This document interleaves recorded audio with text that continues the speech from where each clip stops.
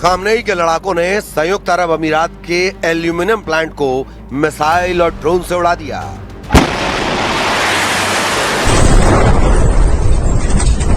जुल्कद्र की rocket force ने Israel के हाइफा को ड्रोन धमाकों से दहला दिया। ईरान ने विक्ट्री, अरफजान और अल खार्ज में ट्रंप के एयर और ड्रोन अड्डों को फोड़ डाला।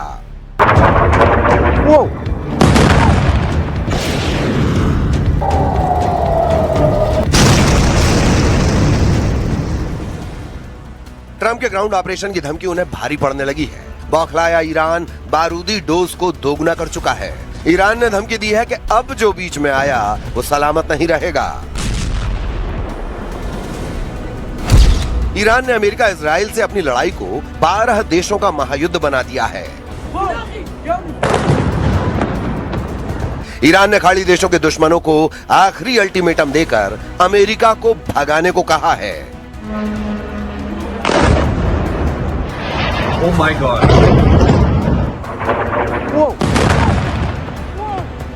ईरान ने ऐलान कर दिया है कि अगर अमेरिका खाड़ी से नहीं भागा तो 7 अमीरात खाक कर डालेगा। ईरान ने धमकी दी है कि खाड़ी के बादशाहों, राजकुमारों और अमीरों को अब कोई नहीं बचा पाएगा।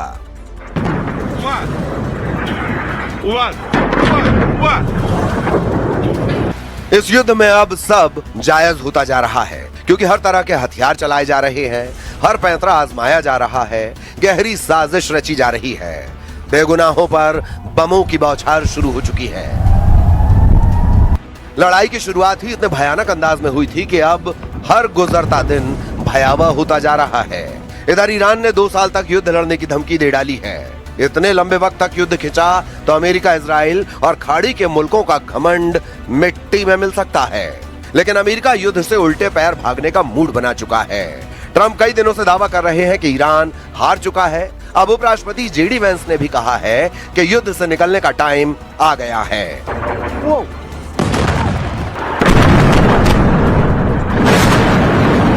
The president's going to keep at it for a little while longer to ensure that once we leave, we don't have to do this again for a very, very long time.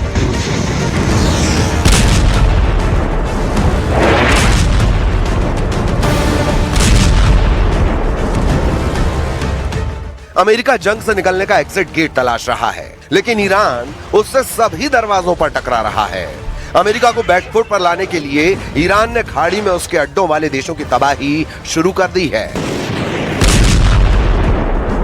Saudi अरब को दहलाने के बाद अब Iran ने America को सबसे ज्यादा UAE में झटका देना शुरू कर दिया है। ईरान ने सिग्नल दिए हैं कि वो यूएई के 7 अमीरात को टारगेट बना चुका है। युद्ध की शुरुआत में ईरान ने यूएई की राजधानी यानी पहले अमीरात अबू धाबी पर मिसाइलों से हमला किया। इसके बाद दूसरे अमीरात दुबई के आलीशान बिल्डिंगों, एयरपोर्ट को ईरान ने शाहिद ड्रोन के धमाकों से मटियामेट किया। लेकिन अब ईरान के निशाने पर शारजाह, अजमान, अल कुवैन, रास अल खैमाह और फुजैराह यानी 7 के 7 अमीरात बताए जा रहे हैं।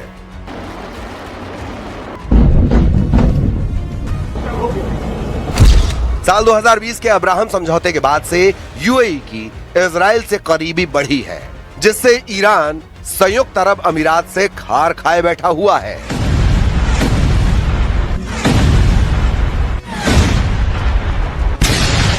ट्रंप की टीम में शामिल माने जा रहे खाड़ी देशों के कई किंगडम की टॉप लीडरशिप ईरान की हिट लिस्ट में बताई जा रही है।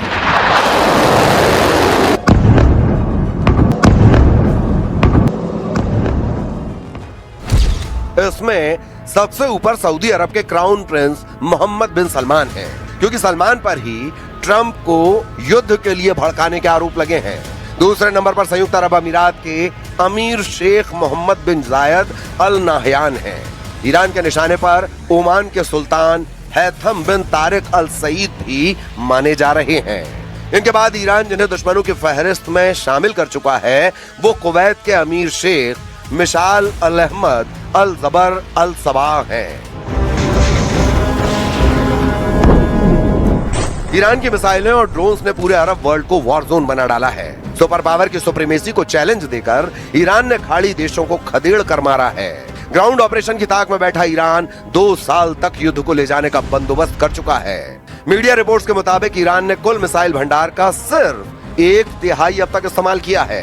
ईरान के मिसाइल सिटी और अंडरग्राउंड नेटवर्क के युद्ध में इस्तेमाल की अब तक जरूरत नहीं महसूस हुई है, लेकिन जिस दिन ये सीक्रेट हथियार फटने लगेंगे तो सुपर पावर सन्न रह जाएगा। ईरान ने पाताल लोक में बनी अपनी मिसाइल सिटी का ट्रेलर रिलीज कर खलबली मचा दी है।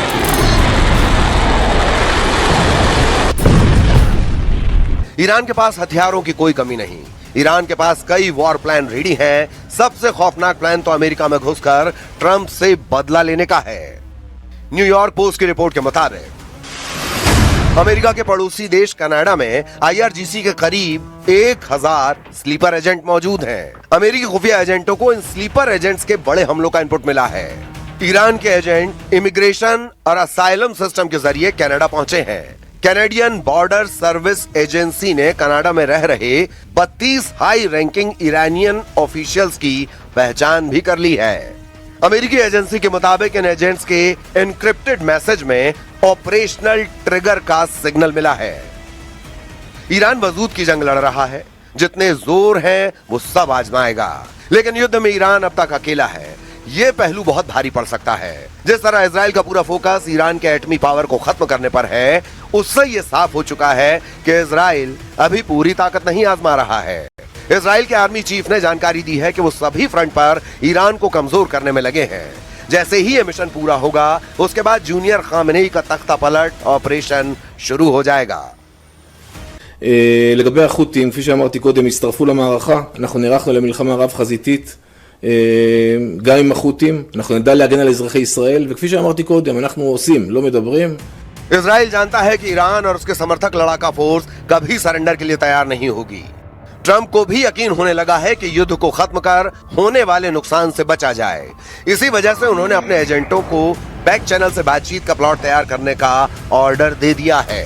पाकिस्तान के इस्लामाबाद में सऊदी अरब, तुर्की और मिस्र के विदेश मंत्रियों की बैठक ट्रंप के मिशन को पॉसिबल बनाने के लिए की गई है, लेकिन ईरान इन देशों को भाव देने को तैयार नहीं है। ईरान को अपनी तैयारी पर कॉन्फिडेंस है। उसकी मिसाइलों का गोदाम जब तक भरा है, वो युद्ध से पीछे नहीं हटने वाला।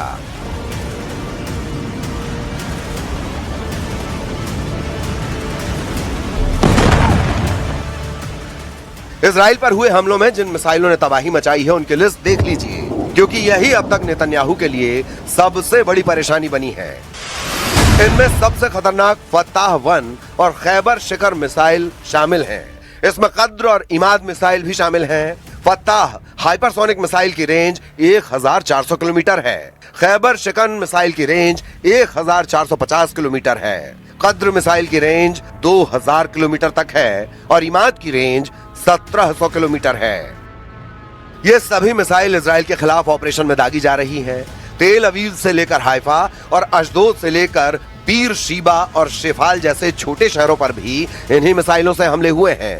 इसीलिए ईरान के कमांडर जो वार्निंग दे रहे हैं, उसे इजराइल बिल्कुल भी हल्के में नहीं ले सकता। ईरान के मिसाइल गोदाम लगातार एक्टिव हैं, उसके लॉन्च पैड लगातार रीलोड किए जा रहे हैं। इनमें सबसे ज्यादा खतरनाक है ईरान की फताह मिसाइल।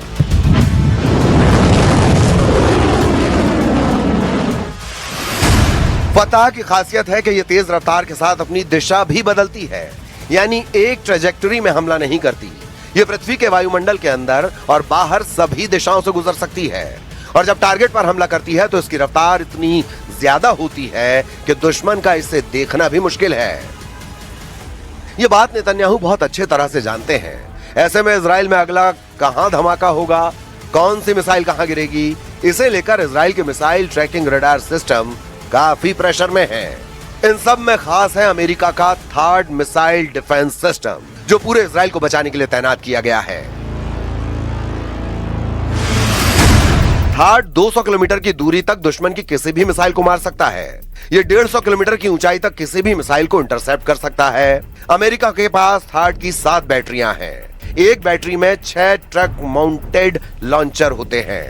दुश्मन की मिसाइल को रोकने के लिए थर्ड सिस्टम के एक लॉन्चर से एक बार में 8 मिसाइल दागी जा सकती है, यानी पूरी बैटरी में कुल 48 इंटरसेप्टर मिसाइल होती हैं। इसे ऑपरेट करने के लिए 95 सैनिकों की जरूरत होती है।